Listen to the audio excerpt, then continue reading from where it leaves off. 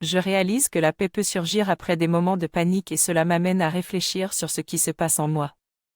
Parfois, je me sens rejeté ou au contraire, je suis emporté par de fortes émotions. Mais plus je résiste, plus la douleur est forte. J'apprends à être présent et à accepter ce qui me fait mal sans jugement ni culpabilité. Je comprends qu'il s'agit d'une partie de moi qui veut être nourrie et aimée. La réalité est ce qui se passe en moi à l'instant présent, toutes les histoires et scénarios que je me raconte ne font que grossir la tension. J'apprends à être humble et attentif à cette sensibilité intérieure qui m'attaque jamais.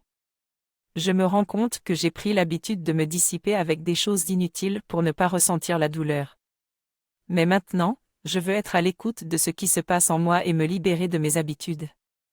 Je suis conscient que je suis une partie de ce grand tout, et j'accepte tout ce qui me traverse comme la sève dans un arbre. J'apprends à être présent et à exprimer un amour infini envers moi-même et les autres. Je ne suis pas en train de nourrir les pensées qui portent tous ces jugements et je réalise que j'ai toujours la capacité d'accueillir la partie de moi qui a besoin d'amour et de soins. Je laisse tout ce qui m'empêche de croître et je suis prêt à accueillir toutes les rencontres que la vie me réserve. Je me rends compte que je n'ai plus besoin de faire d'efforts pour me débarrasser du passé, car il n'existe plus. Je vois que Mess tourne en rond dans les mêmes histoires et j'ai peur de rester là, mais je me rappelle qu'il existe une joie naturelle du vivant à laquelle je suis connecté. En restant avec mes émotions, même les plus difficiles, je les vois se transformer en joie. Je me rappelle que je suis au bon endroit au bon moment, peu importe où je suis et ce que je fais.